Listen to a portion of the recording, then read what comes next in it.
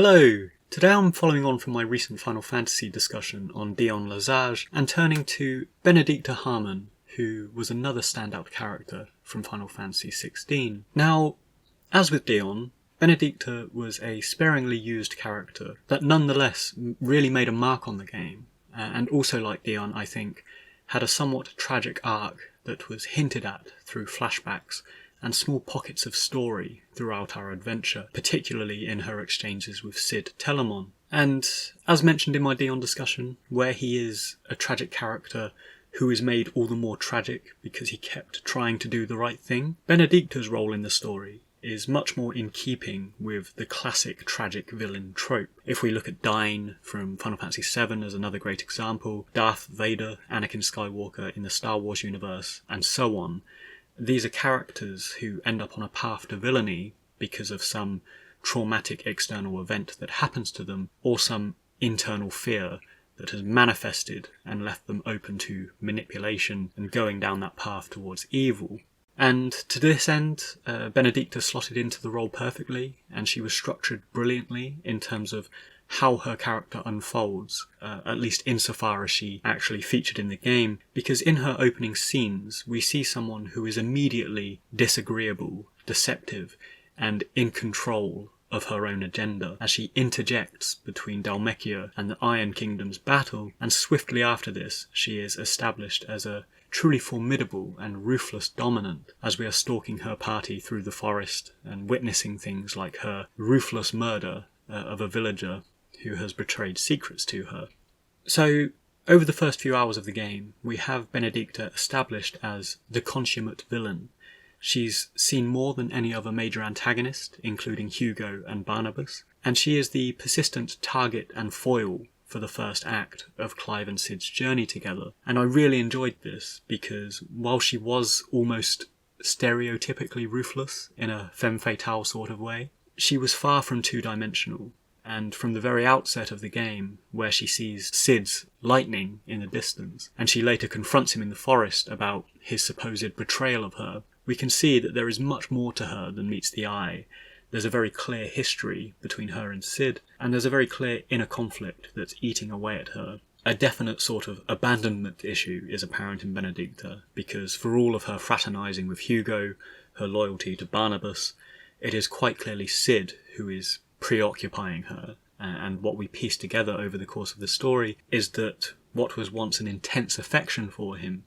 has now been channeled into an ongoing resentment and vendetta, which I thought was a really great hook into her character while it lasted. And I suppose on that note, it's worth addressing some of the criticisms that were levelled at Benedikta, or at least how she was handled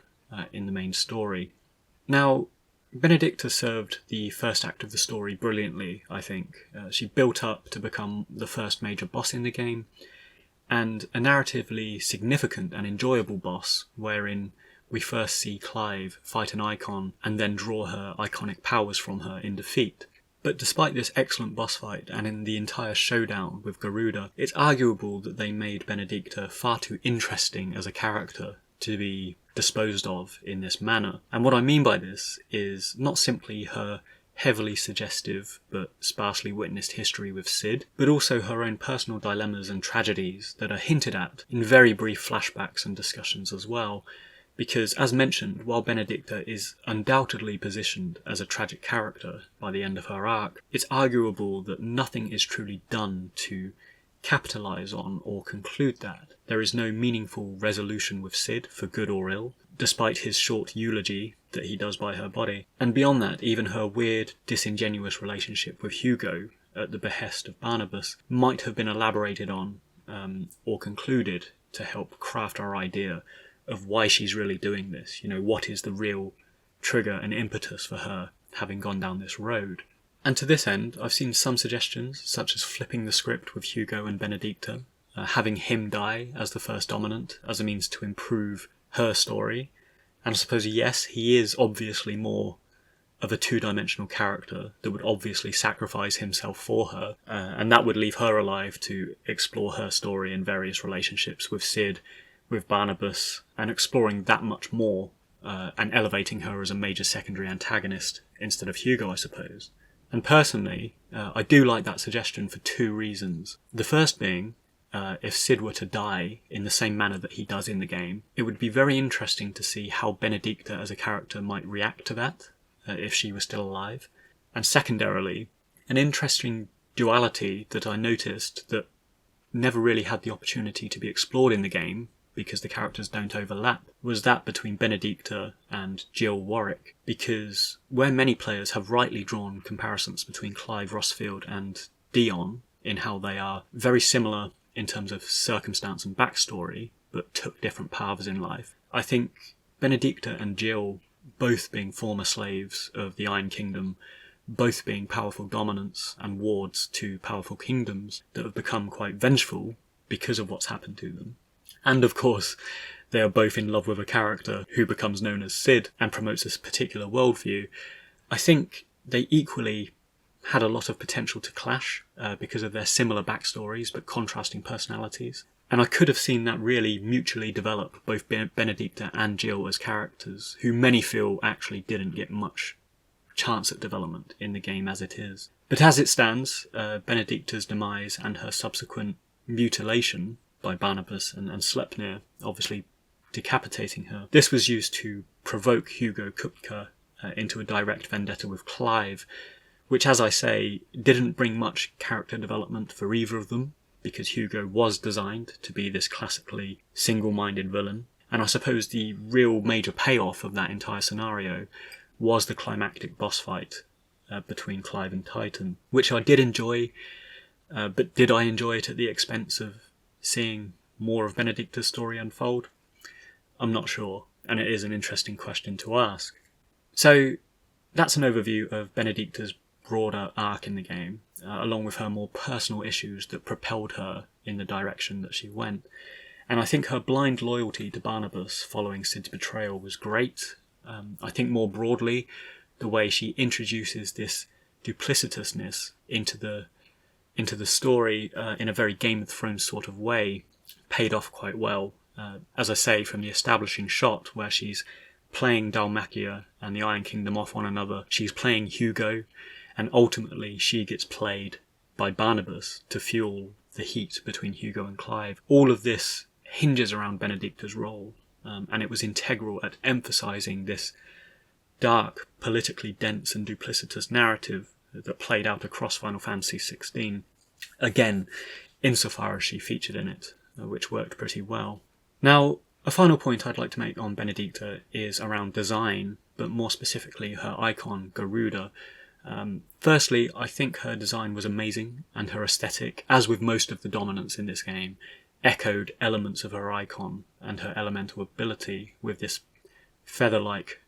frill and accessorization to her outfit. And turning to Garuda, it's a name that will be familiar with most Final Fantasy fans, as some form of Garuda has featured throughout the series in nearly every game, I think. But uniquely, excusing the MMOs, Garuda almost always features in the form of an enemy, whether that's a standard monster on the field or a boss fight. Beyond this, it's also equally unique that Garuda has featured as a wind summon, because wind has almost always been a curiously secondary and neglected sort of magic in Final Fantasy. You know, for example, we have aero magic as an ability, we have tornado, but not much else, and it's only really a handful of games, such as Final Fantasy VIII, featuring Pandemona, that really elevates wind to being a summonable being. So Benedikta's status as the wind summon Garuda not only nods to her status as an enemy, because Garuda more often than not is an enemy, but is also one of the clearer thematic signs that this is a Square team who has worked on the MMOs and is borrowing elements from the MMOs, because 11 and 14 are the only games, the only other entries where Garuda features as a wind summon. So I quite liked that little nod, and I also like that, almost echoing Benedikta's resentments, inner turmoil and her seductive demeanour in a very symbolic way, this version of Garuda looks very much like a harpy out of Greek mythology, and has a very tormented aspect to its design that I think really served to emphasise the character of Benedikta really well, and was one of the most entertaining boss fights and icons that I think we play against in the game. So there we have it, a very brief look at Benedikta, a fascinating, tragic, but arguably underutilised character that really set the pace in the first act of the game, raising the stakes for Clive and Cid,